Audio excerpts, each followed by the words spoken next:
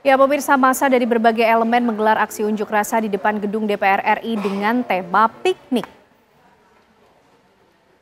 Jakarta di hari libur ini untuk melakukan satu kegiatan. Massa mendatangi DPR untuk menyampaikan tuntutan 17+8 kepada anggota Dewan. Aksi yang berlangsung usai sholat Jumat ini berjalan dengan damai. Para mahasiswa berorasi dengan pengawalan dari aparat kepolisian dan aparat dari Polda Metro Jaya melakukan pengawalan secara humanis. Anggota polisi juga memberikan makanan dan minuman kepada para peserta aksi.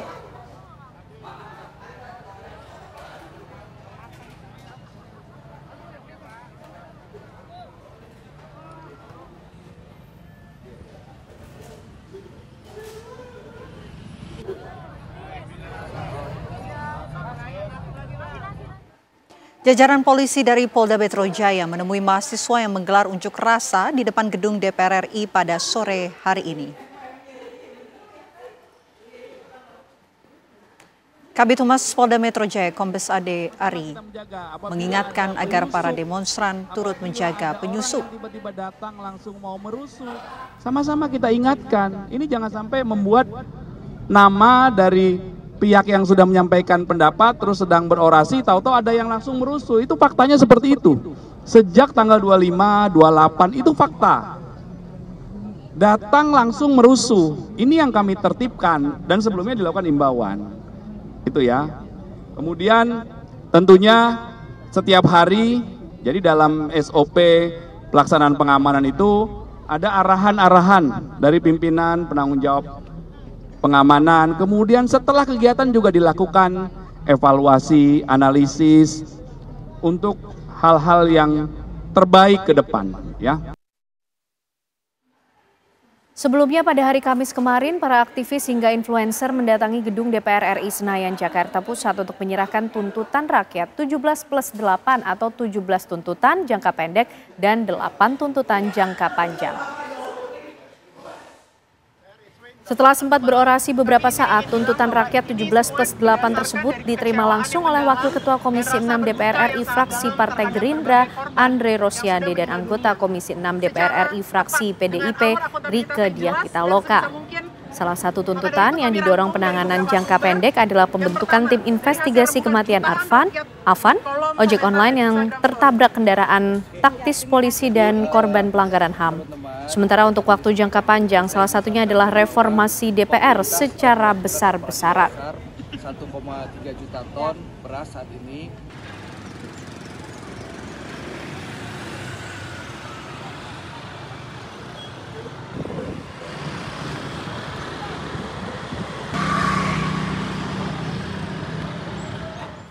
Ya, lalu apa sebetulnya isi tuntutan 17+8 itu, pemirsa? Kami coba rangkum dan hadirkan informasinya untuk Anda berikut ini. Yang pertama adalah tugas Presiden Prabowo. Yang pertama, tarik TNI dari pengamanan sipil dan pastikan tidak ada kriminalisasi demonstran. Yang kedua, bentuk tim investigasi independen kasus Afan Kurniawan, Umar Amarudin maupun sebuah korban kekerasan aparat selama demonstrasi 28 hingga 30 Agustus dengan mandat jelas dan transparan. Bekukan kenaikan gaji tunjangan anggota DPR dan batalkan fasilitas baru termasuk pensiun. Kemudian publikasikan transparansi anggaran, gaji, tunjangan rumah, fasilitas DPR. Kelima, dorong Badan Kehormatan DPR. Kemudian pecat atau jatuhkan sanksi tegas. Yang ketujuh, umumkan komitmen partai. Dan kedelapan, libatkan kader dalam ruang dialog publik.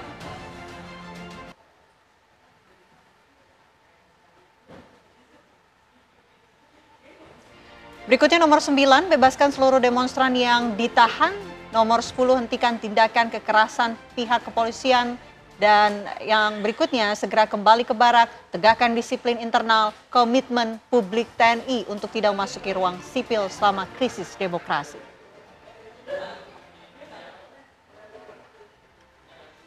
Tuntutan berikutnya adalah pastikan upah layak untuk seluruh angkatan kerja dan ambil langkah darurat untuk mencegah PHK, buka dialog dengan serikat buruh untuk solusi upah minimum dan outsourcing.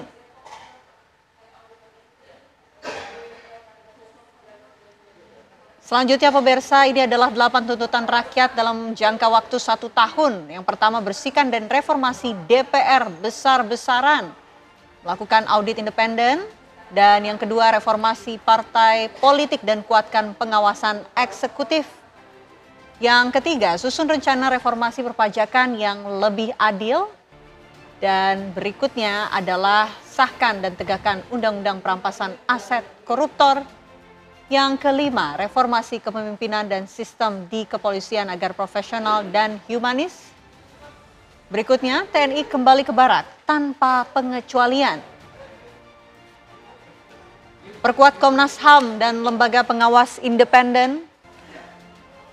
Dan tuntutan ke-8, tinjau ulang kebijakan sektor ekonomi dan ketenaga kerjaan. Inilah 8 tuntutan rakyat dalam jangka waktu 1 tahun.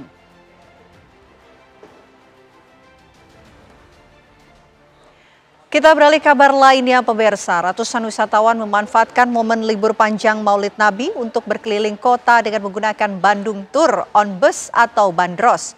Tidak seperti biasanya, antrian semakin membludak seiring dengan momentum Hari Jadi Kota Bandung yang menggratiskan seluruh armada bandros selama sepekan. Beginilah kepadatan warga saat akan menaiki bandros di kawasan alun-alun Kota Bandung, Jawa Barat pada Jumat siang. Bludaknya warga ini seiring dengan momen libur panjang Maulid Nabi yang dimanfaatkan oleh warga untuk berlibur bersama keluarga. Tak hanya itu, dalam rangka Hari Jadi Kota Bandung yang ke-215, pemerintah kota menggratiskan bandros selama 1 pekan, terhitung mulai tanggal 1 hingga 7 September. Hal ini yang membuat antrian semakin membludak, bahkan mereka rela menunggu lama hanya untuk berkeliling kota menggunakan bus primadona Kota Bandung.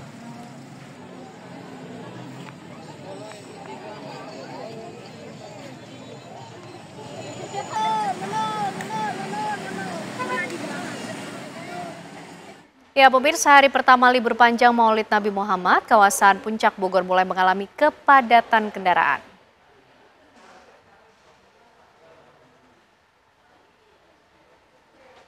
Ya, dan kami hadirkan pemirsa, inilah gambaran kondisi arus lalu lintas ke arah puncak dari hasil pantauan udara di kawasan Pertigaan Gadok pada Jumat pagi. Antrian kendaraan ini mengular dari Simpang Gadok menuju Puncak Bogor pada hari pertama libur panjang.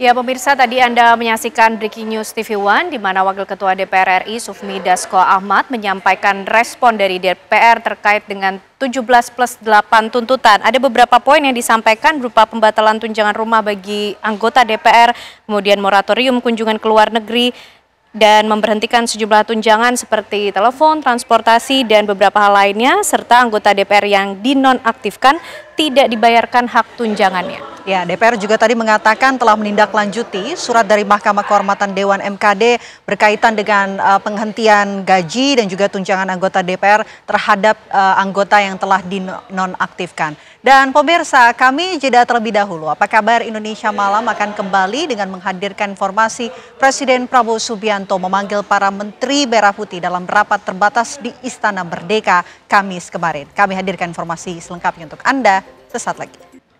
Presiden Prabowo Subianto memanggil para Menteri Merah Putih dalam rapat terbatas di Istana Merdeka Kamis kemarin. Dua penasihat khusus Presiden, Wiranto dan Dudung Abdurrahman, turut hadir di Istana. Penasihat khusus Presiden bidang politik dan keamanan, Jenderal TNI Purnawirawan Wiranto menegaskan seluruh tuntutan demonstrasi yang disampaikan masyarakat sudah didengar oleh Presiden Prabowo Subianto. Menurut Wiranto, Presiden Prabowo pada prinsipnya senantiasa mendengarkan aspirasi publik. Sementara itu, penasihat khusus Presiden bidang pertahanan, Jenderal TNI Purnawirawan Dudung Abdurrahman mengatakan dampak aksi unjuk rasa kemarin disebut cukup besar. Dudung juga mengatakan bahwa kehadirannya akan sesuai dengan kapasitasnya untuk seputar alutsista hingga politik dan ideologi. Ada orang juga yang merasa dirugikan saya memahami juga kemarin dan tadi saya lihat di televisi bahwa DPR juga akan mengevaluasi baik secara personal anggotanya termasuk DPR sendiri, dan pemerintah pun saya lihat bahwa Presiden sudah menyampaikan beberapa langkah-langkah yang aspirasi mereka ini perlu kita evaluasi ke depannya, dan mudah-mudahan apa yang dirasakan oleh masyarakat bisa terjawab. Presiden Prabowo Subianto mencium indikasi makar di balik aksi anarkistis yang membakar gedung-gedung pemerintah. Prabowo meyakini ada yang tidak senang dengan langkahnya memberantas mafia dan menangkap koruptor. Ya, benarkah ada kelompok yang terusik hingga memanas-manasi situasi dan memupuk rasa tak percaya ke negara?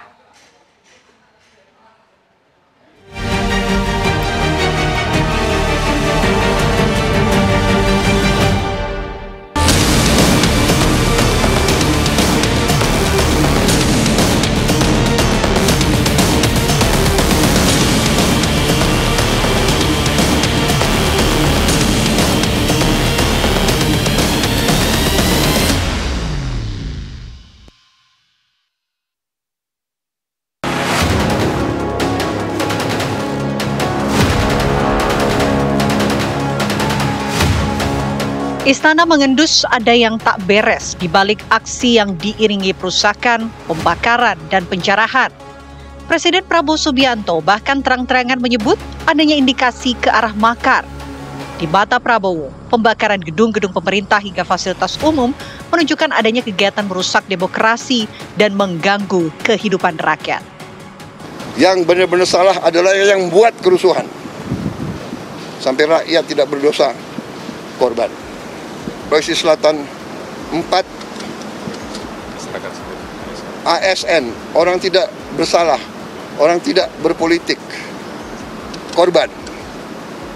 Gedung DPR dibakar. Ini tindakan-tindakan makar ini. Aparat negara akan selidiki siapa yang bertanggung jawab, ya. Saya menduga kita sudah ada indikasi-indikasi dan kita akan tidak ragu-ragu. Saya tidak ragu-ragu membela rakyat. Saya akan hadapi mafia-mafia yang sekuat apapun saya hadapi atas nama rakyat. Saya bertekad memberantas korupsi. Sekuat apapun mereka. Demi Allah, saya tidak akan mundur setapapun. Lantas, siapa kelompok melawan negara yang tercium Prabowo? Benarkah kusak-kusuk bila kelompok ini adalah mereka yang kian terusik dengan sepak terjang Prabowo memburu para koruptor? Apalagi selama hampir 1 tahun memimpin, Prabowo semakin tak kompromi menggali liang tikus berdasi yang bersembunyi hampir di seluruh sendi ekonomi, mulai dari pertambangan, pangan, hingga proyek pemerintahan. Saya melihat bahwa kebijakan-kebijakan Bapak Presiden ini kan begitu cepat dalam rangka mensejahterakan rakyat, memberantas korupsi, dan lain-lain sebagainya. Beliau ingin membangun bangsa ini dengan sebaik-baiknya, meneruskan dari penerus yang sebelumnya. Artinya betul dikatakan oleh beliau bahwa apa yang dilakukan oleh beliau saat ini tentunya tidak semua itu senang. Ya, pasti ada pihak-pihak, misalnya kelompok-kelompok dari koruptor atau yang selama ini merasa dirugikan. Salah satu contohnya misalnya korupsi di Pertamina, Timah, atau yang memiliki usaha sawit yang selama ini lengah begitu saja tanpa terjamah. Nah, sekarang bisa ditemukan dan itu sebetulnya milik rakyat, harusnya masuk ke negara. Tapi selama ini kebal hukum. Nah, artinya beliau ini melakukan suatu kegiatan-kegiatan untuk pro rakyat. Nah, tetapi kan saya yakin banyak orang-orang, pihak-pihak tertentu yang tidak senang, ya. Dorongan agar pemerintah membentuk tim investigasi mengusut dugaan makar kini pun mengemuka. Tim ini diminta berisi dari pihak independen supaya pembuktiannya berlangsung transparan. DPR juga menyatakan setuju dengan pembentukan tim investigasi ini. Namun, fungsi DPR hanya bisa mengusulkan dan mendorong terbentuknya tim investigasi karena hanya pemerintahlah yang bisa mengeksekusi pembentukan tim investigasi makar. Memang ada permintaan dari adik-adik BEM untuk kami menyampaikan kepada pemerintah atau ikut andil dalam tim investigasi dugaan makar yang juga telah disampaikan oleh Presiden Republik Indonesia. Nah, untuk itu kami akan menyampaikan kepada pemerintah aspirasi dari adik-adik Badan Eksekutif Mahasiswa ini untuk dapat ditindaklanjuti. Tim investigasi atas dugaan, indikasi dari kejadian-kejadian yang selama ini ada indikasi, bahkan Presiden sudah menyampaikan kepada publik tanggal 31 Agustus yang lalu bahwa apa yang terjadi beberapa hari yang lalu ada indikasi adanya makar, bahkan menjurus kepada terorisme. Nah, karena itu apa yang dituntut oleh kawan-kawan semua terkait pembentukan tim investigasi akan indikasi adanya makar yang independen, tentu DPR akan menyampaikan kepada pemerintah, akan mengomunikasikan kepada pemerintah agar ini bisa dilakukan secepatnya yang independen, agar apa yang kejadian beberapa hari yang lalu tidak terulangi ke depan. Makanya penting untuk tuntutan soal tim investigasi ini. Jadi nanti akan disampaikan karena ini menjadi kewenangan dari pemerintah ya pada saya. Walaupun DPR tetap berkepentingan untuk mendorong itu. Analis intelijen Wawan Purwanto menilai pernyataan Presiden Prabowo Subianto tentang indikasi makar tentunya didukung data di lapangan. Menurut Wawan, sinyal makar terlihat dari gerakan sistematis menciptakan ketidakpercayaan terhadap pemerintah. Tampak bahwa ada mobilisasi massa dari daerah-daerah untuk menuju dan ke kota. Kemudian juga ada yang menyiapkan logistik yang cukup. Kemudian ada yang bawa mercon dalam jumlah besar. Kemudian juga yang menyiapkan untuk bakar-bakar itu. Kemudian ditambah dengan penjarahan-penjarahan dari tokoh-tokoh tertentu yang dia tuju itu, termasuk juga rumah Menteri Keuangan dalam hal ini. Dan itu semua yang belakangan itu ada yang membonceng. Polisi telah menangkap ribuan orang dari berbagai daerah yang disinyalir menjadi penumpang gelap dalam aksi beberapa hari terakhir. Dari jumlah ini, beberapa orang ditetapkan menjadi tersangka karena diduga telah memanas-manasi situasi. Kami telah menerima 5 laporan polisi yang kemudian kami tindaklanjuti dengan melakukan penangkapan terhadap 7 orang tersangka dengan rincian sebagai berikut. 2 orang tersangka telah dilakukan penahanan oleh Direktorat Cyber Polda Metro Jaya. 2 orang tersangka telah ditahan di Direktorat Cyber Bareskrim Polri. 2 orang tersangka ditahan Subdit Jatrannas Ditreskrim Polda Metro Jaya, dan 1 orang tersangka ditangani oleh Direktorat Cyber Bareskrim Polri yang tidak dilakukan penahanan. Memang tak sulit bagi pemerintah mencari dalang kerusuhan dan mencokok kelompok yang dinilai berbuat onar. Tentunya patut dinanti apakah di pengadilan mereka yang sudah tersangka benar-benar terbukti menunggangi aksi.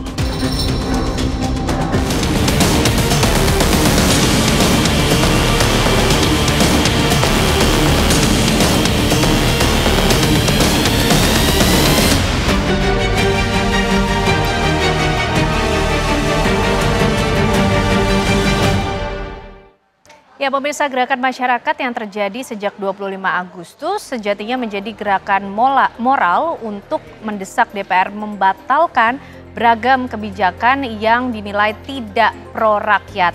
Namun kemudian situasi berubah, eskalasi meningkat, banyak pula ajakan dan juga provokasi yang beredar di media sosial yang kemudian membuat tidak hanya para pekerja, mahasiswa maupun masyarakat umum turun ke jalan, tapi juga sampai anak-anak yang berstatus pelajar. Sejauh apa kemudian dampak media sosial dalam aksi demonstrasi yang sudah berlangsung sejak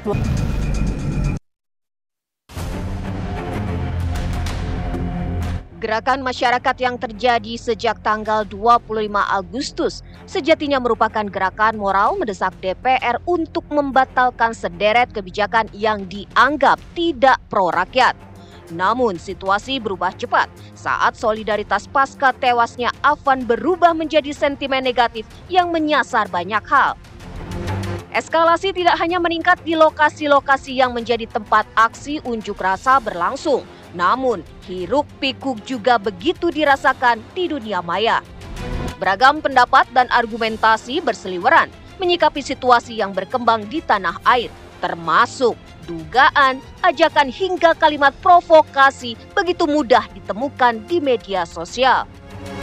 Tak hanya kaum pekerja, mahasiswa, atau masyarakat umum yang terbawa suasana dan menjadi peserta aksi, namun juga anak-anak di bawah umur yang berstatus pelajar turut dalam aksi berujung kekerasan ini. Selama aksi berlangsung hingga 1 September kemarin, 629 anak diamankan Polda Metro Jaya dan 1.058 anak diamankan Polda Jawa Tengah. 20 anak masih dalam perawatan dan 1 orang pelajar meninggal dunia. Tak dipungkiri, media sosial menjadi fenomena penggerak aksi dan berpotensi munculnya tindak kekerasan.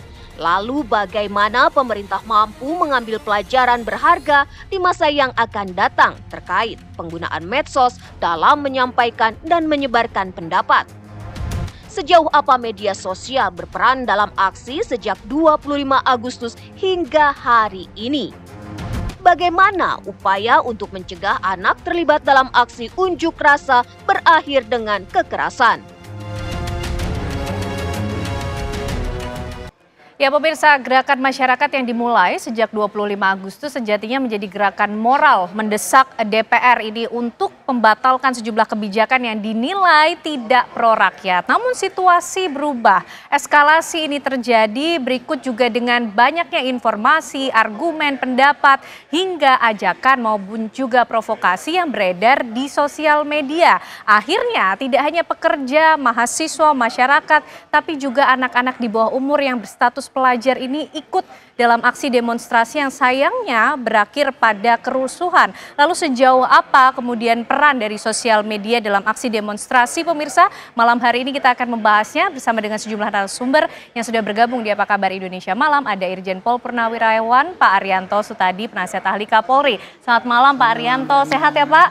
Alhamdulillah, terima kasih malam hari ini sudah hadir. Dan juga bergabung bersama kita Wakil Ketua KPAI ada Mas Jesra Putra. Selamat malam Mas Jesra. Malam. Sehat ya Mas? Alhamdulillah sehat. Terima kasih sudah hadir juga malam hari ini. Dan tentunya dari Drone Emprit ada Mas Nova Mujahid. Selamat malam Mas Nova. Malam Ken. Sehat ya Mas? Sehat alhamdulillah. Oke, langsung kita ingin tahu bagaimana sih Mas trafiknya, arus lalu lintas di sosial media sejak 25 Agustus sampai mungkin hari ini yang berkaitan tentunya dengan aksi demonstrasi yang terjadi. Ya, kalau kita lihat percakapan tentang demonstrasi sampai saat ini masih ramai ya, masih tinggi terus tuh tiap hari. Setidaknya lebih dari 3.000-an tiap per hari itu ada percakapan tentang demonstrasi. Dan kalau kita buka data percakapan, mungkin ada beberapa event demonstrasi yang cukup penting. Ya. Tanggal 25 salah satu yang sangat penting, 25, 28, lalu setelah itu tanggal 29 dan seterusnya. Kalau kita lihat paling tinggi percakapan itu memang terkait dengan insiden tertabraknya ojol. Oke, nah Mas ini kita juga punya data, mungkin bisa sambil dijelaskan Mas Nova mengenai grafik yang kita coba tampilkan untuk Anda pemirsa. Silakan Mas Nova. Paling tinggi percakapan itu memang masih tentang insiden tertabraknya ojol. Ada 153.000 lebih percakapan. Lalu yang kedua yang paling tinggi adalah tentang demo tanggal 25 Agustus. Itu ada lebih dari 97.000 percakapan. Nah, kalau terkait dengan kita bicara dengan anak-anak gitu ya. Lalu kalau ada datanya tanggal 28 itu hanya 30.000, lalu tentang tuntutan demonstran itu ada sekitar 45 ribuan. Kalau kita bicara tentang konteks anak-anak tadi, percakapan yang paling tinggi yang melibatkan atau mencoba melibatkan anak-anak dalam demonstrasi itu justru terjadi untuk aksi tanggal 25. Dan kita bisa melihat datanya sudah dilakukan setidaknya dari tanggal 20. Ada ajakan untuk datang ke DPR sejak tanggal 20 sejak tanggal 20. Memang mencapai momentum kenaikannya cukup signifikan itu baru pada tanggal 22, 23, sekitar 2 atau 3 hari sebelum demonstrasi. Nah, kalau dari data ini, Mas Nova, apa yang bisa kita baca dari ini? Kalau dari sini ini tentang tuntutan apa saja sih yang disampaikan oleh demonstran. Kita lihat memang tuntutannya kelihatan ada beberapa kelompok yang menyampaikan tuntutan. Ada tuntutan 17+8 ini disampaikan oleh kelompok tertentu. Ada tuntutan tentang buruh, ada tuntutan tentang Afan dan sebagainya dan sebagainya. Nah, kalau kita kontekstualisasikan lagi dengan apa yang di mana sih peran anak-anak dalam tuntutan-tuntutan ini, itu akan kelihatan kalau banyak sekali perbincangan tentang yang dilakukan mendorong anak-anak berbicara, datang dan menyampaikan tuntutan itu terkait dengan bubarkan DPR. Itu yang pertama, di situ yang paling banyak. Karena ini terkait dengan aksi dan tuntutan pada tanggal 25. Dan 25 itu kan baru bubarkan DPR ya. Lalu yang kedua yang paling banyak juga adalah yang membicarakan tentang keadilan kepada Afan. Kalau di sini bukan ajakan untuk hadir, tetapi pelajar, mahasiswa ya pelajar katakanlah kayak gitu kebanyakan menyampaikan pikirannya kepada kesedihannya ya, kesedihan juga sebagian frustasi gitu atas insiden tertabraknya Afan itu. Jadi pada dua tuntutan inilah yang kami lihat pelajar cukup banyak bersuara, cukup vokal di dua tuntutan. Oke, baik. Sampai di situ dulu data yang coba dihadirkan oleh Mas Nova lewat drone emprit. Nah, Pak Arianto, ini kalau kita lihat dari laporan yang disampaikan Mas Nova tadi ini bahkan sejak tanggal 20 tadi ya Mas ya, ajakan itu sudah mulai ramai Pak Arianto. Nah, bukankah seharusnya polisi juga bisa mendeteksi mengenai hal ini ya Pak Arianto untuk bisa memitigasi? Polisi itu di mana-mana pasti selalu disalahkan ya. Karena apa? Karena polisi itu tugasnya terlalu kompleks. Nah, untuk ini sekarang ini untuk demo yang gede-gede itu jangan berakhir dengan banyak kejadian anarkis itu ya. Kita mestinya membedakan. Ini era untuk penyampaian pendapat ya dengan bebas. Untuk menangani itu polisi di doktrinnya itu dari sejak tahun 98 sudah dirubah. Dulu mengamankan tapi sekarang adalah melindungi para demonstrasi itu. Melakukan sampai selesai. Itu konsep yang disampaikan oleh para aparat jurid itu untuk mengamankan di lapangan. Mengamankan ya Pak? Mengamankan artinya bukan. Melindungi para demonstran itu supaya bisa melakukan kegiatannya sampai akhir. Itu konsepnya kayak gitu. Tetapi yang terjadi dalam itu ya dari era demokrasi itu. Setiap unjuk rasa yang masif itu pasti disusupi oleh perusuh. Makanya kita selama ini tidak pernah menduga mahasiswa saya nggak pernah begitu. Enggak, kita tidak sasarannya tapi sasarannya pada yang berbuat anarkis itu. Makanya kemarin Pak Prabowo kan perintahnya kan jelas. Berdemolah dengan damai gitu. Tetapi tindak anarkis yang keterlaluan itu kan gitu kan. Nah, itu tidak tegas kan gitu. Nah, itu kan kemarin yang terjadi seperti itu. Tetapi sayangnya kita tuh dalam kasus kayak gini selalu dinarasikan penyampaian pendapat, tapi karena tindakan represif, akibatnya korbannya 10 sekarang kita dianggap itu yang dinarasikan nggak gitu. Itulah yang disasar dan itu memang didesain oleh para perusuh itu tadi untuk menimbulkan kayak gitu sehingga polisinya ditekan kan gitu. Nah kemarin kalau mengenai ojol itu tadi ya, begitu saya lihat itu ada ojol, waduh itu musibah besar. Saya bilang ini segera konsinyasi semua, ini pasti seluruh Indonesia meledak malam ini. Pasti merespon. Karena apa? Di dalam demo itu ya, yang dibikin oleh perusuh yang didesain, pasti nanti akan diciptakan martir. Martir itu artinya trigger yang bisa menggerakkan semua orang banyak itu. Itu kebetulan kok ada orang meninggal kepledes itu lagi. Jadi kita waduh, saya udah menduga itu. Nah, dalam menghadapi seperti itu, polisi kan kemarin kan bertahan, nggak menangkis serangan orangnya, karena udah kita maklumi. Karena apa? Kalau kita itu menangkis waktu itu, terjadi martir yang lebih besar lagi. Itulah yang dikehendaki oleh perusuh itu tadi, Bu. Makanya kita tahu taktik itu ya. Tetapi akibat daripada kita bertahan gitu, jadi itu tadi ajakan-ajakan itu yang tadinya nggak ikut, jadi ikut-ikutan kan, jarak itu memang risiko daripada ini. Intinya ginilah, dalam kondisi kayak gini nih, polisi serba repot ya, tapi itu risiko daripada tugas polisi. Yang penting saya menyarankan pada masyarakat, marilah kita hati-hati, jangan kita itu diadu oleh perusuh yang nggak kelihatan itu tadi. Jangan terprovokasi. Iya, gitu, Pak. saya diadu dengan para aktivis, para ahli-ahli yang menyatakan, menarasikan demo baik-baik tadi direpresi dengan aktif. Itulah yang kalau tanggapan saya kayak gitu. Terakhir saya ingin menyampaikan itu tadi, kalau hasutan itu tadi. Justru karena hasutan itulah dahsyat kepada anak-anak, maka kita terpaksa dong melakukan represi pada yang menghasut. Tapi ini dikonter kan yang pelindung HAM itu kita diberangus. Orang menghasut kayak gitu kan mestinya nggak bisa kan harus dibuktikan dulu apa terjadi di lapangan apa enggak yang dihasutkan. Padahal kita nangkapnya, Bu, dari orang yang ketangkap itu, kita tanya kenapa anak-anak itu, kenapa kamu berangkat demo? Ini Pak baca flyer ini. Ya kita cek. Cek ternyata ini banyak sekali melamparkan gitu. Barulah kita tangkap. Itu ceritanya gitu. Baik. Nah, Mas Jasra, kalau dari KPAI sendiri datanya seperti apa sih, Mas? Kalau kita lihat angkanya, jumlahnya tidak sedikit nampaknya anak-anak yang kemarin ikut dalam aksi demonstrasi. Mereka juga terprovokasi dengan konten-konten yang beredar di sosial media? Ya, pertama Mbak Ken tentu perlu disampaikan di Konvensi Hak Anak itu setiap anak berhak berekspresi, menyampaikan pendapat dalam situasi damai gitu ya. Dalam situasi damai? Damai, jadi ada garis tebalnya itu di dalam situasi damai. Di dalam Undang-Undang Perlindungan Anak juga sama gitu ya, bahwa setiap anak berhak menyampaikan pendapat dan itu adalah salah satu prinsip perlindungan anak yang sudah kita ratifikasi oleh negara tahun 90-an gitu ya. Itu ya. Nah, oleh sebab itu saya kira ini menjadi pedoman kita. Siapapun itu ya berhadapan dengan anak. Nah, lalu yang kedua, kita melihat memang ada tren sejak tahun 2014 ketika pemilu misalnya, itu ada sekitar 200 anak terlibat atau dilibatkan dalam demonstrasi gitu ya. Kemudian ketika pengesahan di 2019 ya, waktu itu Pilpres gitu ya, juga sama gitu ya, ada sekitar 600 anak yang dilibatkan dan bahkan ada yang meninggal. 3 di Jakarta. Ini berarti ada kesengajaan memang di situ, Mas Ya, Jasra, trennya seperti itu ya, 1 di Pontianak waktu itu. Nah, di tahun ini, yang demonstrasi kemarin gitu ya, itu sebanyak 2.500 anak yang dilibatkan. Nah, ini kita ambil dari data-data kepolisian di beberapa polda ya, terkait anak terlibat atau dilibatkan dalam demonstrasi.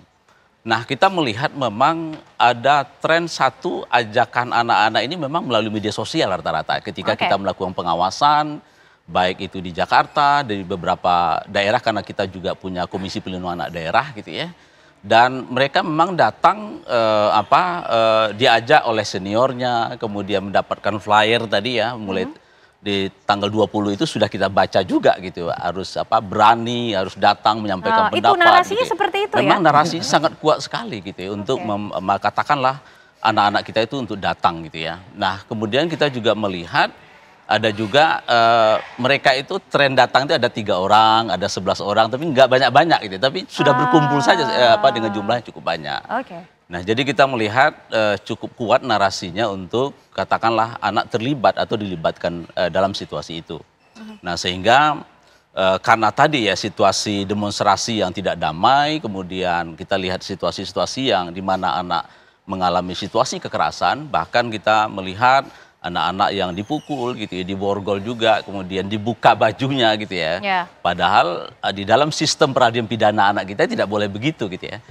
Merendahkan martabat anak gitu ya. Kemudian menganggap anak adalah kriminal gitu. Itu tidak bertentangan dengan Undang-Undang Perlindungan Anak gitu. Nah, saya kira ini tentu perlu kita edukasi, termasuk juga aparat pengamanan gitu ya, bahwa menghadapi anak-anak ya tidak sama dengan menghadapi orang-orang dewasa. Gitu. Oke, kalau dari perjalanan itu kemudian pertanyaannya kenapa anak-anak ini bisa terlibat atau bahkan dilibatkan ya dalam aksi-aksi semacam ini begitu, dan bagaimana penanganan yang tepat ke depannya? Usai jeda pemirsa, kami hadirkan jawabannya untuk Anda.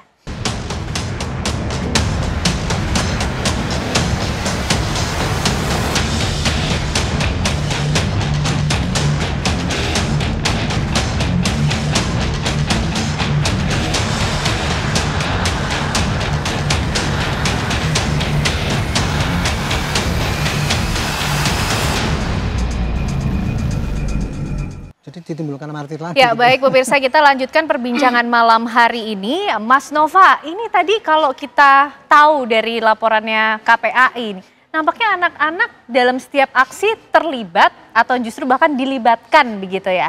Nah, kenapa memang konten-konten itu, apakah mereka memang menargetkan anak-anak, Mas Nova?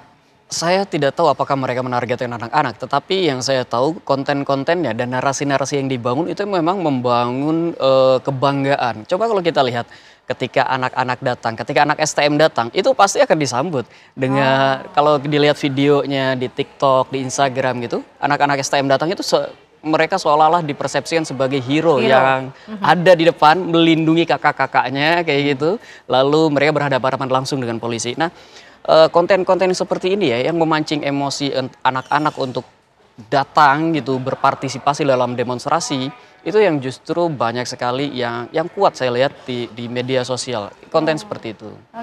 Dan kalau kita lihat sebenarnya memang agak beda tuh polanya pada tanggal 25, 29, 28 malam, 29 gitu, memang berbeda sekali pola penyebarannya. Polanya seperti apa Mas, sehingga kemudian eskalasinya ini terus terjadi, Mas? Pada tanggal 25 itu jadi tanggal 20-an gitu ya, kebanyakan memang ajakan itu dalam bentuk post. Jadi ngepost di media sosial, ada di Instagram, ada di TikTok kayak gitu. Kalau dikunjungi sekarang mungkin sudah nggak ada tuh. Tetapi beda dengan tanggal 28, pasca 28, kebanyakan ajakan itu disampaikan dalam bentuk komentar. Ada juga dalam bentuk post, tetapi lebih banyak dalam bentuk komentar. Di mana di TikTok ketika banyak yang melaporkan kejadian langsung di TikTok itu banyak juga yang mengajak anak-anak, banyak juga yang mengajak anak-anak STM terutama.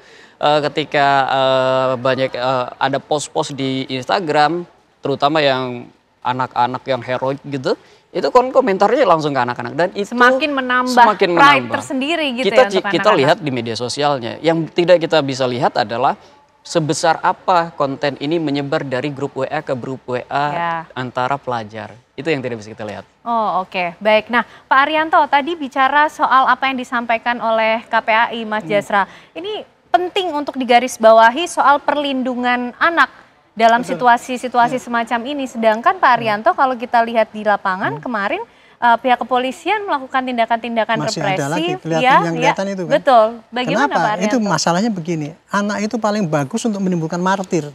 Makanya itulah yang dihasut sekarang ini anak ke depan sebagai tameng itu tadi. Dan kemudian begitu anak-anak itu berada di depan, maka aparat terpaksa harus dihadapkan pada itu. Itulah yang diciptakan sehingga selalu ada kejadian di lapangan itu sering terrekod bahwa itu bagaimana tindakan polisi langsung berbenturan dengan anak-anak, itu paling manjur sekali untuk menimbulkan degradasi mengenai sikap image pada aparat. Tadi saya menerima dari Pak KPAI tadi, kira-kira gimana menghadapi itu? Kita sudah merubah itu, Bu. Kalau menurut hemat saya, kenapa kita itu paling sering terpancing melakukan tindakan HAM ya? Kalau selama ini karena polisi tidak dilengkapi dengan alat yang standar HAM selama ini. Seperti apa itu Pak Arianto? Alat standar HAM itu adalah contoh alat pelumpuh, penangkap, senjata kejut gitu ya. Belum ada itu ya Pak? Belum ada. Kita belum pakai itu sampai sekarang. Saya udah ngusulkan 5 tahun yang lalu tapi belum juga ada itu. Coba ya seandainya polisi itu dikasih alat kejut atau apa penjerat yang itu. Untuk nangkap satu orang kan tidak harus ngebukin 5 orang itu kan. Nah mudah-mudahan ini dengan pengalaman kayak gini ini nanti kita di samping kelengkapan alat yang memenuhi standar HAM ya, senjata juga yang memenuhi standar HAM. Yang standar HAM itu adalah senjata yang pelumpuh definisinya, bukan senjata pembunuh. Senjata api itu otomatis pasti akan membunuh, gitu kan? Nah makanya kemarin sudah kita rancang, mudah-mudahan peluru yang di lapangan itu sepertiga diganti peluru karet, sehingga kalau terjadi tindakan-tindakan peringatan itu hanya peluru karet yang hanya melukai ringan, tetapi tidak sampai mematikan. Karena pengalaman kita itu sekarang kalau masih senjata tajam, walaupun pakai tembak sini tetap aja membunuh orang itu. Gitu. Di samping itu juga SOP kita mengenai protap ya, karena protap itu dibikin tahun berapa tuh yang tidak sesuai dengan perkembangan zaman ya, nanti akan protap akan kita lebih tekankan kepada risiko apabila tindakan begini ini risikonya apa, sehingga anggota di lapangan tidak pukul rata bahwa standarnya Kalau didesak maka dikirim brimob gitu. Oke. Kira-kira akan diperbaiki. Pak Arianto, ini kan tadi usulannya bahkan sudah dari 5 tahun yang lalu. Aksinya pun tidak hanya terjadi sejak 25 Agustus sebetulnya Pak. Ada beberapa aksi sebelumnya yang terjadi begitu. Tapi kemudian kenapa ya prosedur-prosedur ini masih terus dilakukan? Kedepannya harus seperti apa Pak? Evaluasi itu betul-betul dilakukan di kepolisian tidak sih Pak Arianto? Kita kemarin rapat dan mendatangkan para pakar-pakar yang penasihat ahli baru itu ya. Mereka diminta saran-sarannya. Tapi intinya ginilah, mudah-mudahan ini kejadian yang dahsyat ini menjadi pelajaran dari para pimpinan ya. Bukan hanya pimpinan Polri aja kalau pengadaan barang itu. Termasuk DPR juga mengizinkan apa enggak kan itu kan. Itu jadi karena yang namanya pengajuan anggaran polisi itu sejak saya dulu pangkat letnan itu. Anggaran untuk otopsi aja itu sampai saya pangkat jenderal nggak ada itu Pak. Otopsi, kalau orang meninggal kan pasti diotopsi. Setiap satu otopsi itu berapa biayanya. Sampai waktu saya brigjen waktu itu tidak ada anggaran untuk otopsi itu. Hanya anggaran penyidikan itu kasus berat 50 juta, kasus sedang 25 juta, kasus ringan. Itu jadi ini intinya gitu. Kalau kita itu kalau untuk penanganan aksi di jalannya ya Pak Arianto, kita juga ingin tahu bagaimana kemudian evaluasi dilakukan atau patroli siber tadi untuk memitigasi ajakan, provokasi yang menyasar anak-anak. Ini satu lagi, saya agak keluhan saya ya. Sementara kita tuh mitigasi pada ajakan-ajakan itu tadi, kita dikonter dengan para aktivis yang memperjuangkan kebebasan berpendapat. Kita diberangus, ini seperti kita nangkap yang kemarin pengajak itu kan. Kita kan mulai daripada yang diajak, ngaku bahwa diajak karena ini, kita tangkap. Masih ditanyakan, mana buktinya? Kan itu nggak boleh kalau belum ada terjadi di lapangan. Itulah, tapi saya menilai itu bukan mereka itu benci dengan kita. Menurut saya, penilaian saya, mereka itu para intelektual yang memberikan saran kayak gitu tuh, tidak terasa dia tuh tergalang oleh si perusuh itu tadi untuk kita tuh diadu domba gitu. Makanya kesempatan ini saya sampaikan, kita hati-hatilah, jangan sampai kita tuh diadu domba orang yang sekarang tepuk-tepuk tangan. Itu untuk masyarakat ya Pak ya? Untuk para intelektual juga. Intelektual juga, para ahli pidana mengatakan katanya, harus buktikan dulu. Ini nggak ada bukti langsung ditangkap. Kok gitu? Itu saya anggap sebagai yang tidak menyadari bahwa kayak gitu tuh didesain oleh perusahaan yang di belakang ingin mengadu domba kita itu. Tapi catatan untuk internal kepolisian sendiri mengenai patroli siber ini harus ditingkatkan seperti apa lagi Pak? Patroli siber itu udah meningkat di beberapa lipat, tetapi kemampuan siber polisi kan nggak seberapa Bu dibandingkan dengan dahsyatnya ini. Kemampuan siber polisi kan nggak bisa sedahsyat secepat daripada berita-berita yang menebar gitu kan. Yang paling bagus itu kalau ada berita gini bisa men-take down atau apa istilahnya kan gitu kan. Kan polisi nggak punya kemampuan untuk itu. Nggak ada hak untuk itu, nggak ada kewenangan untuk itu Bu. Karena dihambat itu tadi, polisi nggak boleh menghambat penyampaian pendapat. Larinya ke situ. Jadi ada ranah-ranah yang tidak bisa disentuh oleh di satu sisi ini undang-undang mesti ditinjau kembali kayak gitu loh. Ini akibatnya kalau kita tuh terlalu dikekang, kita nggak boleh menahan orang-orang ini, dianggap kita tuh memberangus kemerdekaan, tapi risikonya kayak gitu. Gitu. Baik Pak Arianto, terima kasih untuk waktunya malam hari ini. Sayang sekali harus berpindah ke agenda lain, tapi terima kasih atas pandangannya. Tapi kita masih akan melanjutkan juga perbincangan bersama dengan Mas Jasra dan juga Mas Nova. Usai jeda pemirsa, kami kembali untuk Anda.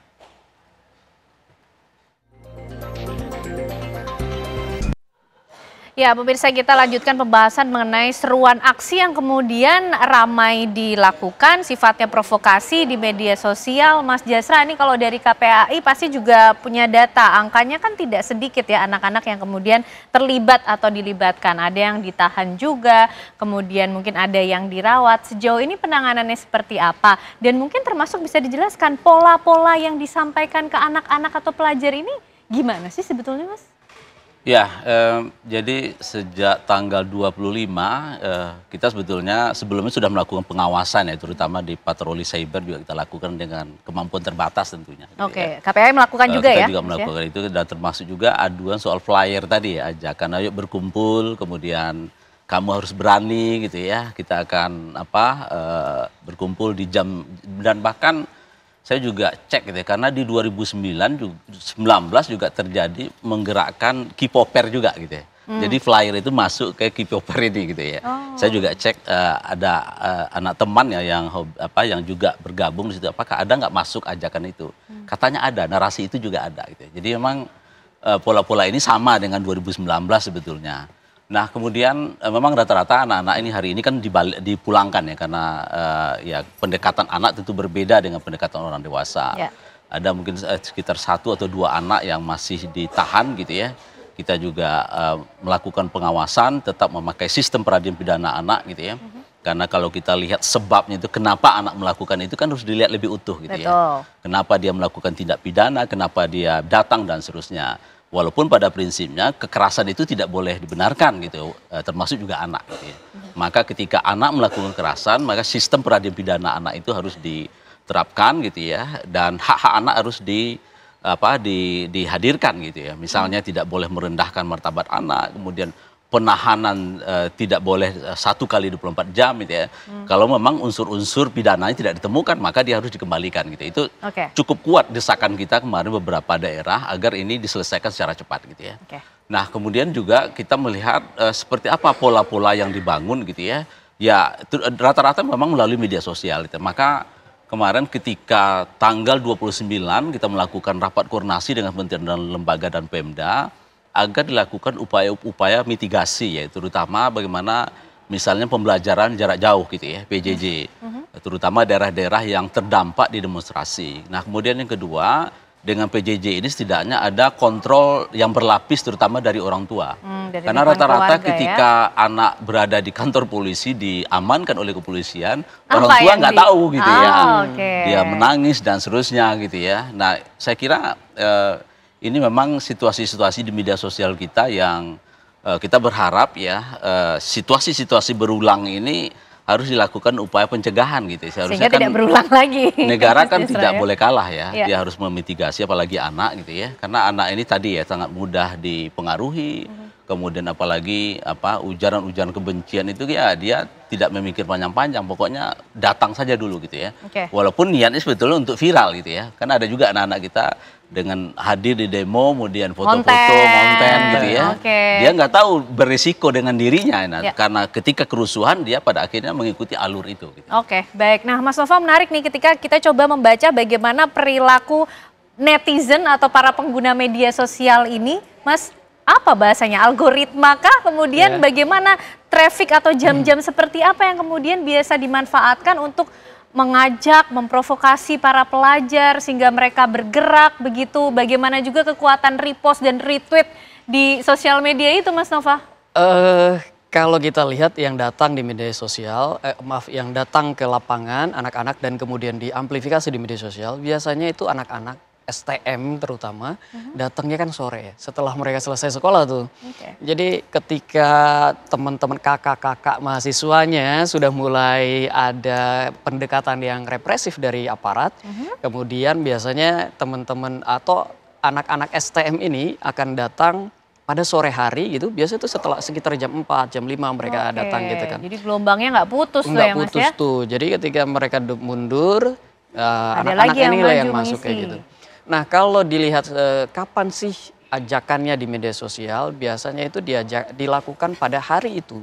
Dilakukan ketika teman-teman yang melakukan demonstrasi ngepost di media sosial. Ini yang kami lakukan kan, mereka biasanya ngepost itu kan lucu-lucu ya. Dan dijawab juga dengan lucu-lucu. Tapi kadang-kadang ada yang menjawab postingan-postingan itu dengan narasi yang agak provokatif. Misalnya gini, kadang-kadang kelihatan tuh segitu aja deh kekuatanmu gitu, lalu menampilkan gambar aparat gitu, pakai baju seragam, kadang-kadang ada yang pakai tameng juga, lalu cuma segitu aja deh segi kekuatanmu kayak gitu, atau cuma segitu aja deh nggak ada yang lain lagi kayak gitu. Ajakan-ajakan provokatif, kita nggak tahu itu disampaikan oleh siapa, tapi kita tahu gambarnya seolah-olah menuju menantang gitu pada yang biasa ada di depan. Nah, anak STM ini kan datang kalau udah kayak gitu. Jadi provokasi ini kita nggak tahu nih apa benar provokasi ini dilakukan oleh anggota polisi atau semata diambil posan anggota polisi lalu dikasih narasi lainnya kayak gitu. Kita nggak tahu tuh. Tapi itu dijawab oleh pelajar kayak gitu. Dan biasanya ketika pelajar melakukan demonstrasi, betul sekali sangat sedikit data kita menunjukkan pelajar datang ketika demonstrasi baik-baik saja. Biasanya memang selalu mendekati chaos atau ketika chaos. Biasanya seperti itu.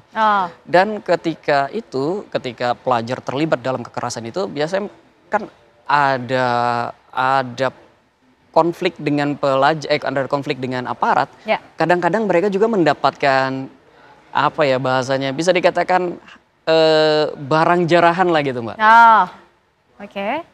Repost terhadap retweet, repost ya, dan komentar ketika ada pelajar yang membawa tameng, itu besar sekali. Oh ya? Iya, itu besar sekali. Membawa tameng punya PHH itu besar. Repost ketika pelajar bisa membawa helm punya polisi, itu besar. Jadi itu juga dianggap sebagai salah satu mungkin kenaikan derajat di para pelajar ketika mereka berhasil membawa validasinya dapat nih. Validasinya dapat di situ. Oke, baik. Nah, Mas Jasra, dengan data-data pola-pola yang tadi coba dibaca yang disampaikan oleh Mas Nova, tadi juga disampaikan PJJ sebagai salah satu upaya begitu ya. Nah, ini apa yang kemudian bisa dilakukan oleh orang tua, keluarga di lingkungan paling dekat dengan anak-anak atau pelajar tersebut, dan bagaimana juga ke depan KPAI mendorong pengawasan di dunia media sosial? Ya, jadi salah satu prinsip pelindungan anak itu kan membangun partisipasi anak. Gitu ya. Nah, partisipasi itu sebetulnya ruang dialog ya. Dan itu harus dibuka ruang dialog ini dengan situasi informasi yang sangat luar biasa. Karena anak-anak remaja kita itu kan sudah mulai mengkritik, sudah mulai ingin tahu gitu ya. Nah, ruang dialog ini sebetulnya bisa dibangun di tingkat keluarga. Ya, sambil makan, diskusi apa sih yang terjadi dengan DPR, apa yang terjadi dengan negara ini. Nggak apa-apa, dibangun saja. Dan begitu juga di pembelajaran di sekolah. Mata pelajaran tertentu, nggak apa-apa kita bangun diskusi. Justru jangan dibendung begitu ya? Sehingga anak ini tidak ke jalanan gitu ya. Dia ada ruang dialog, ada RT RW, dan kita sudah memiliki forum anak gitu ya. Sampai ke desa dan lurah. Nah, ini juga digerakkan gitu ya. Sehingga anak-anak ini berpartisipasi dengan ruang yang aman, ruang yang nyaman, jauh dari kekerasan.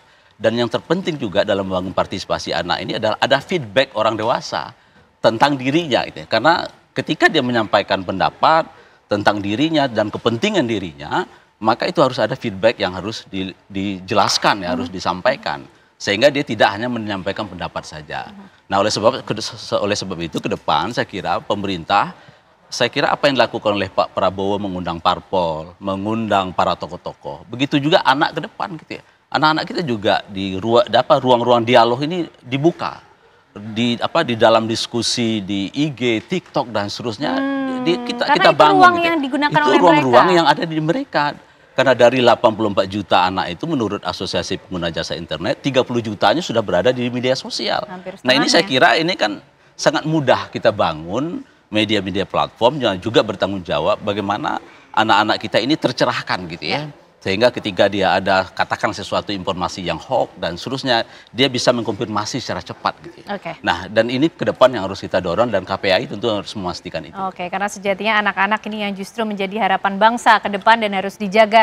Terima kasih, kita harapkan aksinya sudah selesai, berlangsung kondusif atau secara damai penyampaian aspirasinya. Terima kasih Mas Jasra, terima kasih Mas Nova atas data-datanya juga. Dan usai jeda pemirsa, kami masih akan menghadirkan sejumlah informasi lain dan pembahasan menarik tentunya untuk Anda bersama dengan Vena Kintan.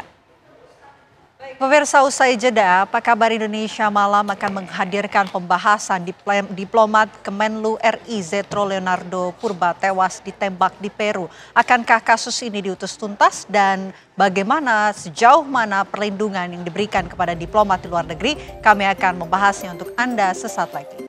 Kebakaran menghanguskan sebuah toko kaca yang berlokasi di Jalan Ombak, Kota Dumai, Riau. Penyebab kebakaran diduga berasal dari korsleting listrik. Sebanyak 3 unit mobil pemadam kebakaran dikerahkan ke lokasi untuk menjinakkan api selama kurang lebih 1 jam. Akhirnya api berhasil dipadamkan dan tidak merembet ke bangunan lain di sekitarnya. Beruntung tidak ada korban jiwa maupun luka dalam peristiwa tersebut, namun bangunan toko mengalami kerusakan cukup parah akibat hangus dilalap api. Hingga kini pemirsa, pihak berwenang masih melakukan penyelidikan lebih lanjut terkait penyebab pasti kebakaran serta menghitung total kerugian materi yang ditimbulkan.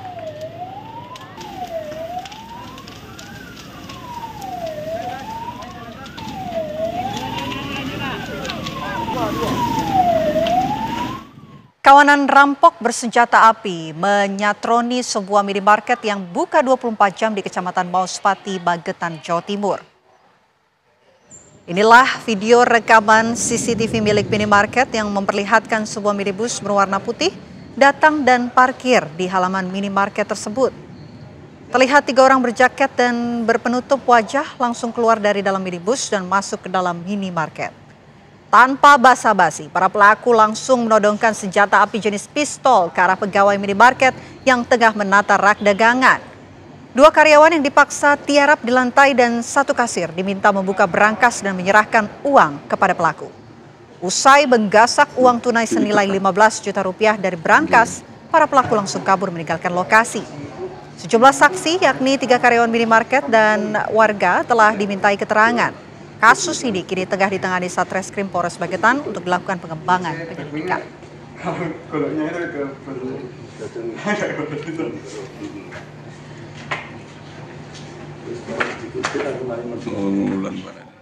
Sebuah truk bermuatan bahan bakar minyak terlibat kecelakaan beruntun di Jalan Jasinga, Kabupaten Bogor, Jawa Barat.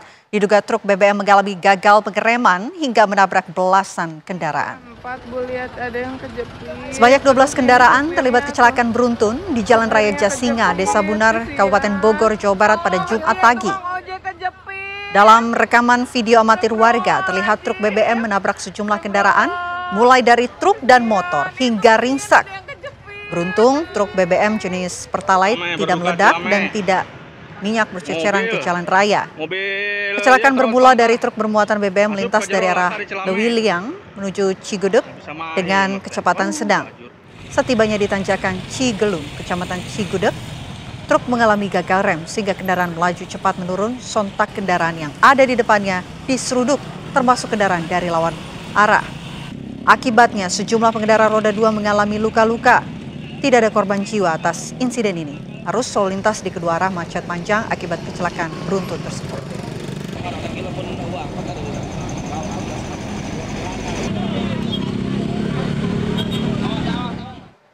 Zetro Leonard, diplomat muda Kemenlu, tewas ditembak sebanyak 3 kali di Lima, Peru. Tewasnya diplomat Indonesia ini menyisakan segudang pertanyaan. Ya, selain pertanyaan akankah kasus ini dapat diusut tuntas, pemirsa, pertanyaan berikutnya sejauh mana perlindungan diberikan bagi diplomat yang tinggal di luar negeri. Kita akan bahas bersama dengan sejumlah narasumber, tapi yang sudah hadir bersama saya di Studio TV One, yang saya perkenalkan untuk Anda, sudah hadir ada Bu Susi Sudarman, pengamat hubungan internasional. Selamat malam Bu Susi. Selamat malam Vena. Sehat Bu? Terima kasih, sehat. Semoga Anda juga sehat. Oke, terima kasih Bu. Bu Susi, kami ingin minta analisa Anda sebagai pengamat hubungan internasional dari kasus yang terjadi oleh diplomat Kementerian Luar Negeri di Lima, Peru. Tewas tertembak sebanyak 3 kali. Analisa Anda, apakah ini memang kasus kriminal biasa atau sebetulnya ada hal lain menurut Anda? Saya lebih melihatnya sebagai ekspresi dari satu kondisi di mana negara kita adalah negara lemah, tapi lebih diperlemah lagi oleh intrusi dari luar, yaitu berupa internet yang mengeroposkan negara dan juga maraknya mafia. Jadi saya lebih melihat beliau ini sebagai orang yang bukan mempunyai imunitas karena beliau bukan diplomat. Dia adalah kanseler muda. Dan dia kemungkinan karena dia staf seperti Daru sebelumnya di Myanmar, dia lebih cenderung untuk reach out ke orang Indonesia yang mungkin terlibat atau berada di dalam lingkungan mafia tersebut. Nah, jadi kalau menurut saya apa yang dilakukan itu mungkin sudah diamati oleh kalangan mafia Peru, karena Peru itu sejak tahun 2024 itu sudah agak zona merah ya, dalam artian banyak mafia, dan akhirnya Amerika harus turun tangan untuk membantu polisi Peru untuk mengatasi kelompok mafia yang melakukan human trafficking. Oke, Bu Susi, tapi sebetulnya apa sih tugas dari penata Kanselerai muda ini?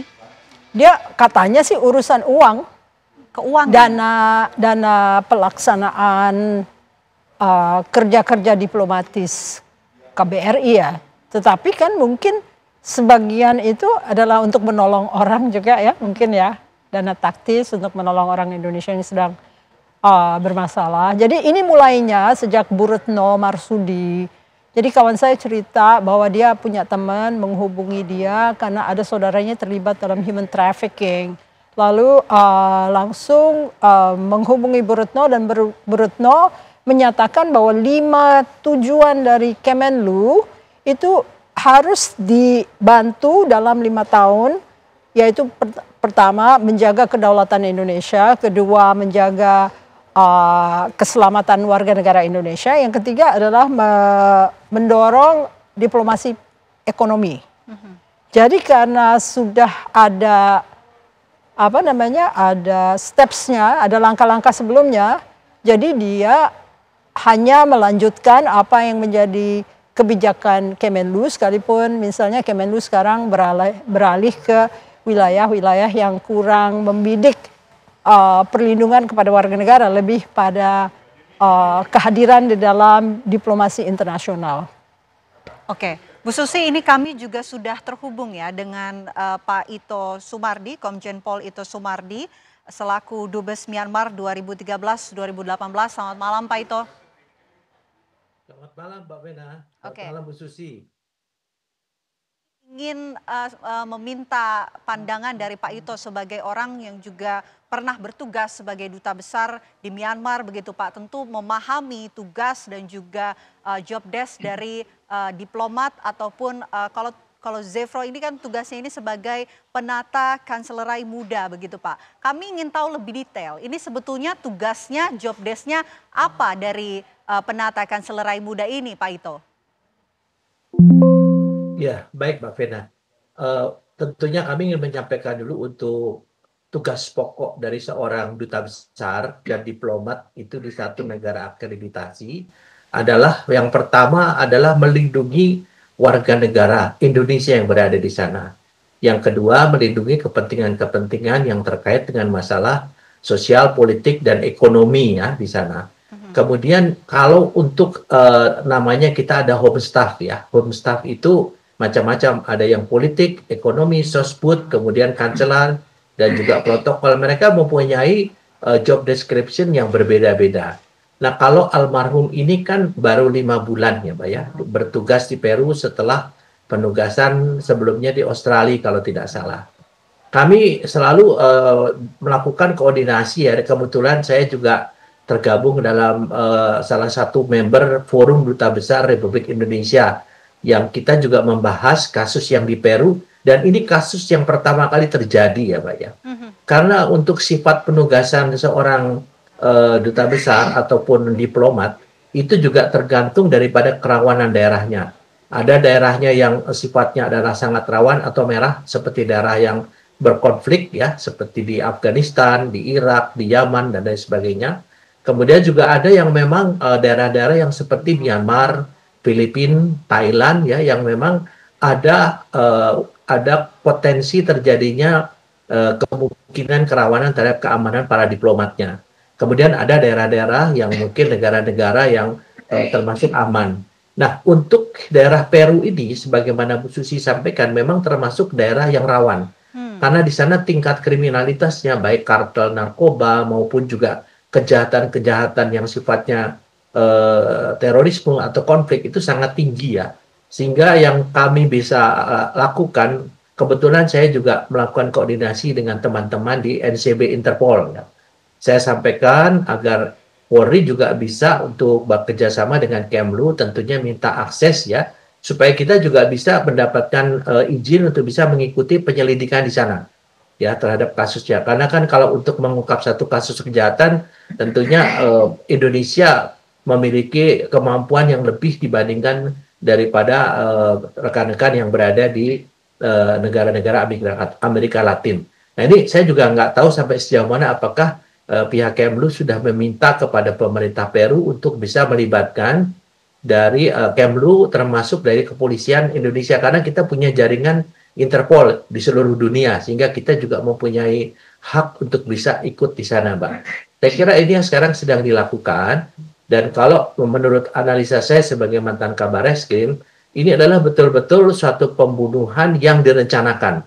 Pembunuhan yang direncanakan dan dilakukan oleh orang yang profesional. Kenapa? Karena setelah mereka menembak, kemudian dia lari dan sudah ada yang menunggu di atas kendaraan bermotor. Nah, di sini harusnya ya, biasanya yang lazim dilakukan di Indonesia, kita menggunakan satu analisa dari hasil digital ya, CCTV ataupun mungkin pembicaraan handphone antara almarhum dengan seseorang yang harus didalami di sana, termasuk saksi istri, karena kan itu habis mengambil ATM tapi tidak ada pengambilan barang-barang atau uang sama sekali dan istrinya tidak diapa-apakan.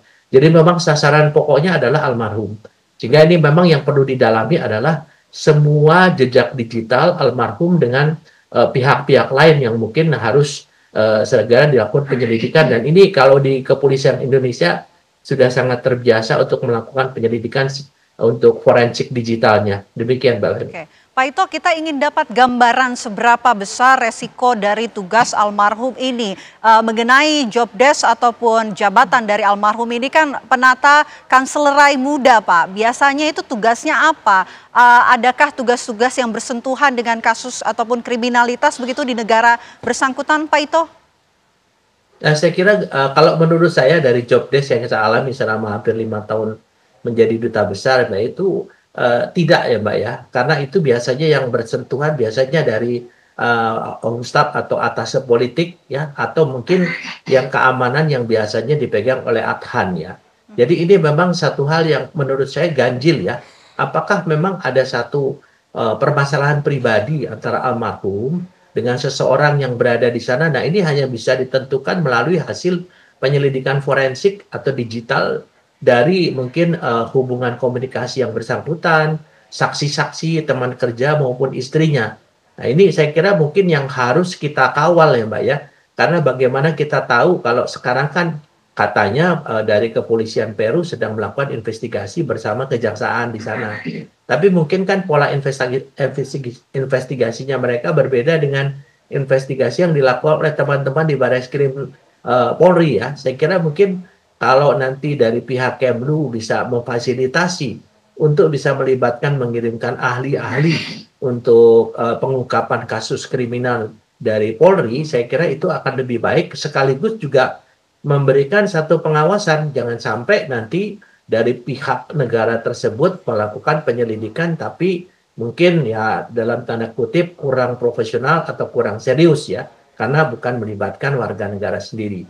Kalau dari job desk yang bersangkutan dari hanya kanselir itu saya kira mungkin jabatan yang tidak terlalu rawan ya Mbak ya, karena tidak terkait dengan TPPO, tidak terkait dengan hal-hal lain yang menyangkut kejahatan, kecuali ini tidak berandai-andai ada hal-hal pribadi antara almarhum dengan pihak lain yang mungkin menyebabkan sakit hati atau dendam sehingga harus dilakukan tindakan yaitu menghilangkan nyawa almarhum. Nah, ini yang harus didalami.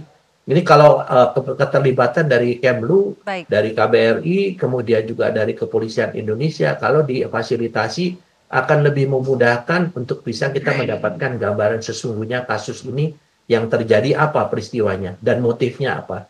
Demikian, Mbak. Baik, seperti yang dikatakan oleh Pak Ito, tadi berharap untuk bisa ikut terlibat dalam penyelidikan bersama dengan pemerintah atau otoritas di Peru. Apakah Peru ini nantinya akan menerima Indonesia untuk bisa ikut terlibat dalam penyelidikan? Bisa dibahas nanti Bu Susi dan juga Pak Ito. Kami jeda terlebih dahulu. Apa kabar Indonesia Malam akan kembali untuk Anda sesaat lagi.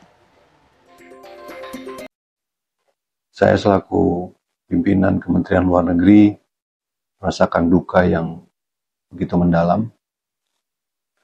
Kami sudah menyampaikan kepada pihak Kementerian Luar Negeri Peru dan kepolisian di sana untuk bisa menyelidiki kasus ini hingga tuntas.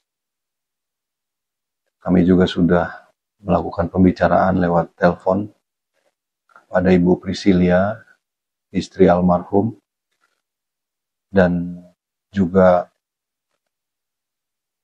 kepada Duta Besar Ricky di Lima. Kami sampaikan duka yang begitu mendalam. Kami juga telah meminta kepada Dubes RI di Lima untuk mengikuti terus proses penyelidikan terhadap kasus ini. Dan yang pasti dimanapun saudara-saudara berada, tetaplah menjadikan faktor keselamatan sebagai sesuatu yang utama di dalam melaksanakan tugas dan tanggung jawab kita kepada bangsa dan negara. Kita lanjutkan diskusi kita. Saya mau ke Bu Susi. Bu Susi, apa yang dikatakan oleh Pak Ito ingin berusaha kemudian terlibat dalam proses penyelidikan bersama dengan otoritas di Peru. Akankah kemudian Peru mau menerima Indonesia untuk bisa terlibat dalam penyelidikan, pengungkapan kasus ini? Pertama, permasalahannya sekarang sudah Kemenlu berganti tokoh ya, presidennya ganti. Dan presidennya itu ingin aktivitas di luar negeri hanya sekedar menguatkan kemampuan diplomasi ekonomi mungkin ya. Jadi ditambah lagi kultur kita memang kultur yang non-interventionist ya, harmoni dan sebagainya. Kalau Amerika kan jelas dia kalau sudah tidak cocok dengan sesuatu dia langsung intervensi gitu. Karena misalnya kita lihat immigration and custom enforcement policy dari Homeland Security langsung masuk bawa polisi dan untuk kerjasama dengan Peru. Apakah kita bisa melakukan hal yang sama? Itu kan bergantung lagi kepada bagaimana kelaziman dan apakah presidennya bisa menerima bahwa kita langsung mengintervensi suatu negara untuk menyatakan kami juga punya hak untuk meneliti apa yang terjadi terhadap warga negara kita. Ya, karena perlindungan warga negara tidak terlalu terlihat ya masa-masa Kemenlu sekarang ini beda dengan waktu zaman Ibu Retno ya. Jadi mungkin intervensi yang bersifat melindungi itu kalau bisa lebih tertutup ya mungkin ya. Kalau kita lihat Daru, apa yang terjadi dengan Daru juga tidak sampai sekarang tidak terungkap. Artinya ada sesuatu upaya untuk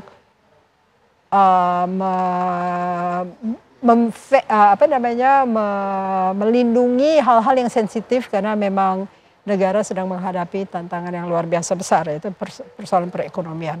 Oke, saya mau ke Pak Ito. Pak Ito, kalau dari pengalaman Anda tentunya dulu dan juga sekarang, bagaimana sebetulnya perlindungan khususnya bagi para diplomat begitu? Apalagi di Peru ini kan masuk dalam zona merah. Apakah ada perlindungan khusus juga yang kemudian sudah disiapkan oleh pemerintah Indonesia kepada diplomat di zona-zona merah tersebut? Sepengetahuan saya, Mbak, memang untuk pengamanan KBRI kita mempunyai protap yang tentunya berbeda ya.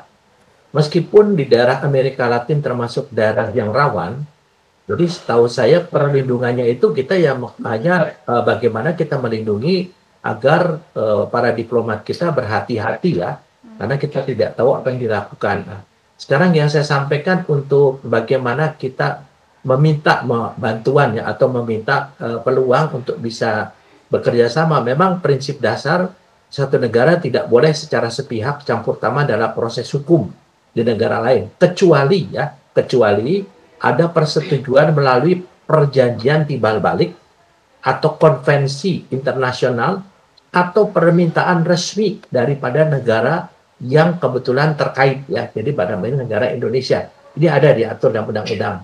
Kemudian yang perjanjian timbal balik atau mutual legal assistance ini juga harus mendasari daripada negara tersebut hanya ikut bersama-sama mungkin memantau ya, bagaimana penyelidikan dan mungkin berbagi pengalaman. Pengalaman saya waktu di Myanmar, Mbak ya, itu ada kasus yang menyangkut anggota kita yang sempat sandera. Waktu itu ada kasus Rohingya ya. Saya kira betul dia katakan Bu Susi waktu itu adalah Bu Retno sangat aktif. Beliau datang beberapa kali ke Myanmar sehingga akhirnya kita mendapat akses dan sampai warga negara kita itu bisa dibebaskan dan dikembalikan ke negara kita. Kemudian juga tadi disampaikan bahwa kalau kita ingin meminta kesempatan atau peluang atau ruang ya kepada Kementerian Luar Negeri Peru ya melalui KBRI, tentunya ini intervensinya sifatnya adalah hanya dilakukan apabila kita diberikan izin dan memiliki atau berdasarkan azas non-intervensi dan prinsip kedaulatan. Jadi kita menghormati kedaulatan negara tersebut, non-intervensi, kita hanya berharap agar kemungkinan kita bisa berbagi pengalaman dalam menangani kasus-kasus serupa Karena Indonesia ini kan jauh lebih berpengalaman melihat daripada namanya kita ada crime pattern ya, bentuk-bentuk jenis kejahatan serupa yang bisa kita ungkap. Jadi biasanya dengan melalui P2P atau police to police ya, dan difasilitasi oleh Interpol yang di Lyon ya, itu melalui NCB Interpol, biasanya ini negara tersebut tidak keberatan. Kita beberapa kali melakukan kerjasama selama saya menjadi Kabar Reskrim juga. Kita beberapa kali mengirim penyidik-penyidik yang betul-betul handal untuk membantu pengungkapan kasus-kasus warga negara kita yang terkena kasus hukum. Ya tentunya harapan daripada saya yang mantan Kabar Reskrim juga mantan duta besar, barangkali kita bisa membantu di Peru. Ya, saya juga nggak tahu apakah di sana ada ATHAN atau tidak. Tetapi beberapa negara memiliki atase kepolisian. Nah, pada negara yang memiliki atase kepolisian untuk kasus ini otomatis atasenya main. Tapi kalau tidak, biasanya ATHAN akan memfasilitasi supaya bisa kita diberikan peluang untuk bisa bekerja sama berbagi pengalaman sekaligus memonitor sejauh mana pelaksanaan penyelidikan daripada kasus ini. Karena ini kan kasus yang sangat serius dan baru pertama kali dalam sejarah kediplomatan ada seorang diplomat kita yang dibunuh ya di satu negara. Demikian Mbak Sun. Bu Susi, seharusnya apa yang harus dilakukan oleh pemerintah Indonesia untuk kemudian bisa mendapatkan akses tersebut? Akses tersebut adalah kebijakan Kemenlu. Kebijakan Kemenlu sekarang kan memperkuat kemitraan, mendukung international law, regional revitalization atau revitalisasi kawasan, economic adaptation, advancing Palestinian cause, public diplomacy and education. Nggak ada slot perlindungan kepada warga negara Indonesia. Itu perlu untuk dimasukkan begitu? Kayaknya, karena semakin lama semakin nyata bahwa diplomat kita atau orang yang bukan diplomat dan tidak memiliki imunitas menjadi korban. Nah, jadi mungkin harus dipertimbangkan dalam melakukan kebijakan-kebijakan baru, yaitu memperkuat kemitraan strategis. Itu juga termasuk di dalamnya human factors. Atau manusianya bagaimana? Apakah manusianya itu bukan bagian dari elemen kemitraan gitu kan ya? Jadi mungkin lebih tepatnya kalau misalnya kebijakan Ibu Retno masih ada terangkum dalam kebijakan masa kini, mungkin akan banyak membantu dalam hubungan bertanya-tanya dengan negara lain, kenapa ini bisa terjadi. Oke. Berikutnya Bu Susi, apa sih konsekuensi politik dan juga diplomatik jika kasus ini juga tidak terselesaikan? Kasusnya adalah mencerminkan bahwa kita negara lemah, dan negara lemah yang tidak bisa melaksanakan apa yang dikehendaki, dan itu menanggung reputasi juga jadi agak tercemar ya. Jadi artinya untuk menjadi negara yang efektif dan kuat, kita butuh untuk membangun reputasi, dan reputasi itu tidak main-main karena memang misalnya negara itu dibanggakan oleh rakyatnya, mensejahterakan negerinya sehingga semua mendukung. Sekarang masalahnya kalau misalnya coalition patterns atau pola-pola koalisi di dalam negeri saja sudah ruwet, bagaimana negara lain tidak akan melihat kita sebagai sebuah negara yang tidak efektif. Dan itu nyata sekarang. Berita-berita di luar negeri jelas sekali. PBB malah mau mengintrusi menyatakan, mari kita bereskan ini kekerasan-kekerasan yang terjadi pada saat freedom of expression di Indonesia ya. Jadi sebetulnya itu mengurangi reputasi kita. Bagaimana kita membangun kemitraan kalau manusianya itu bukan faktor yang harus diperhitungkan dalam hubungan antar negara. Jadi hak warga negara, perlindungan terhadap warga negara itu nomor satu. Karena itu akan mencerminkan kuatnya kehendak negara untuk menciptakan kemitraan yang sungguh-sungguh dengan negara lain. Karena negara lain punya filosofi yang agak berbeda dengan Indonesia. Masa kita nggak menyesuaikan diri itu. Pak Ito, apa sih langkah-langkah jangka pendek yang harusnya dilakukan oleh pemerintah ke depannya, Pak Ito? Ya, yang pertama mungkin sedikit saya luruskan, Mbak. Kebetulan saya kan duta besar dulu ya. Tugas utama dari duta besar adalah melindungi warga negara Indonesia, termasuk yang ada tentunya di KBRI ya, diplomat. Kemudian di sini tentunya langkah-langkah yang harus kita lakukan, kita belajar dari kasus Peru, harus ada upaya-upaya bagaimana kita mengingatkan kepada para diplomat agar mereka berhati-hati, terutama di daerah-daerah yang memang rawan kejahatan, rawan konflik. Ya. Karena bagaimanapun juga, kalau berbeda dengan negara besar, negara Amerika, negara Eropa, beberapa seperti Perancis di Myanmar itu mereka dilengkapi dengan senjata.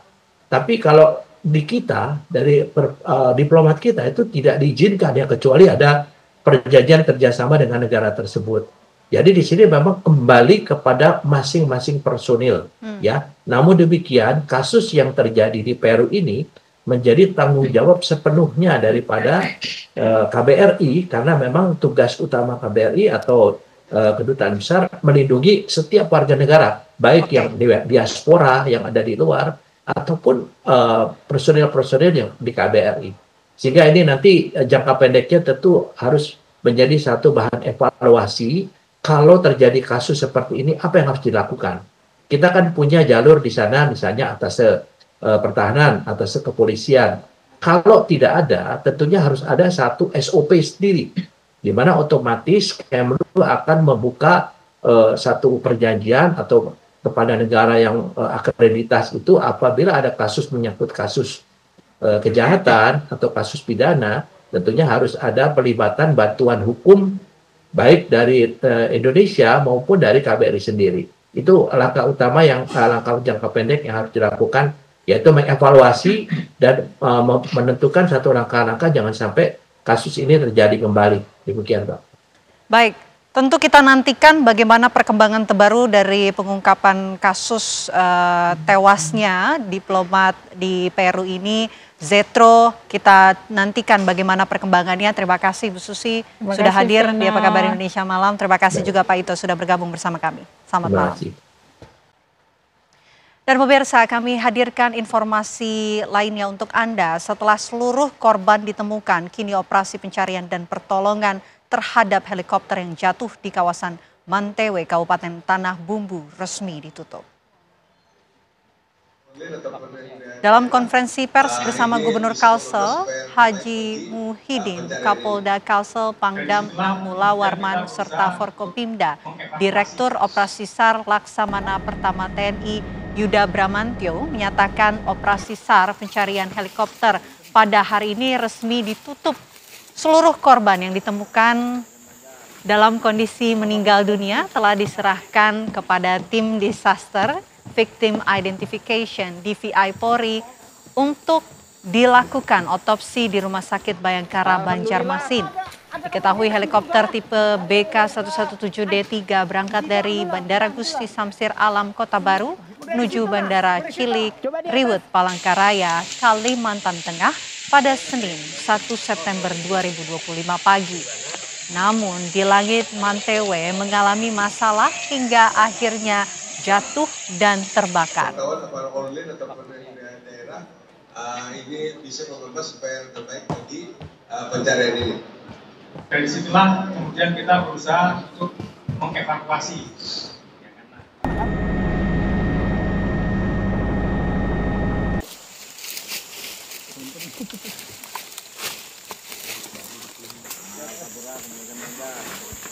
Bersama komandanku. Ya, komandan. Kabar tadi sekaligus menutup perjumpaan kita di Apa Kabar Indonesia Malam. Saya Vena Kintan. Dan saya Kenana, pemirsa pamit undur diri. Sesaat lagi program One on One akan hadir menemani Anda bersama dengan Maria Asegaf. Akhir kata kami dari Apa Kabar Indonesia Malam pamit. Terima kasih, selamat malam. Sampai jumpa.